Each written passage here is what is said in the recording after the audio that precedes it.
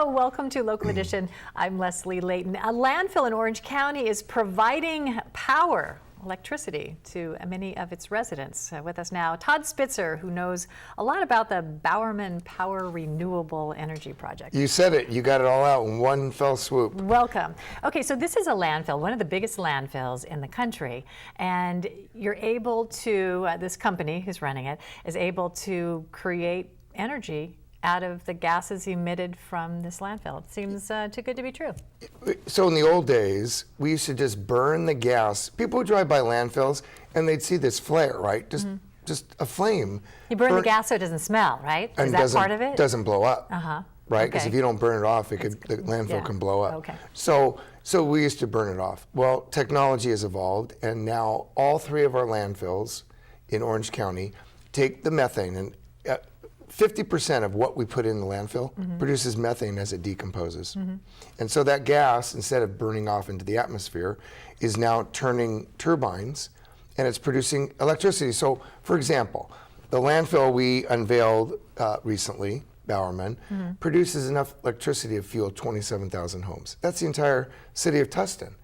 But when you take all three of our landfills, that's Brea, Yorba Linda, and Placentia, this wasted gas is now being used to produce electricity. And a seemingly endless supply of electricity, because we have an endless supply of trash still continuing to go to these landfills. We're still bringing trash in. In fact, our landfills are so well managed, and now, most people separate their trash, and we're recycling.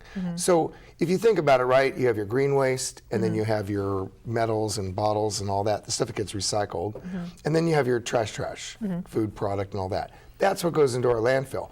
Everything else gets diverted. So our landfills, the life of our landfills is going to last a lot longer now. So is there any public funding that goes into this, or is this a privately held recycling project? Yeah, so we pay fees to have the trash picked up in our cities or unincorporated county.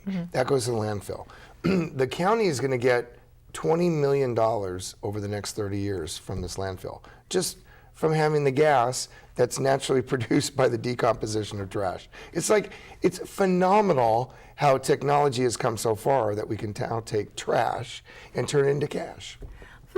So is there any downside to this at all? It seems like when you're recycling, potentially dangerous gas into something that is particularly useful for a community, there's got to be some sort of downside. I don't see any. That's what's so phenomenal. When I first became a supervisor back in the 90s, I was frustrated by the fact we were just burning off this gas. And I asked the question of the engineers, can't we do something with this? It just seems crazy to me. And they said methane is too dirty as a gas to do anything with it. And the technology, they couldn't clean it up. Well, 20 years later, lo and behold, we have landfills all over the country, and people are like, wow, we can take something that we produce and we can actually turn it into something positive. Is there a potential to create even more power using other landfills, or these particular landfills to power more homes throughout? Absolutely. So we have a landfill in Brea in Orange County. We have a landfill in the central part in Irvine. Then we have a landfill down in South Orange County. So those two landfills already had power generation. And so now, instead of 27,000 homes we brought on for electricity production, now we're at 56,000 homes. So just the landfill system in Orange County, just imagine if you replicated that across the nation, how much renewable energy we could produce at little or no cost.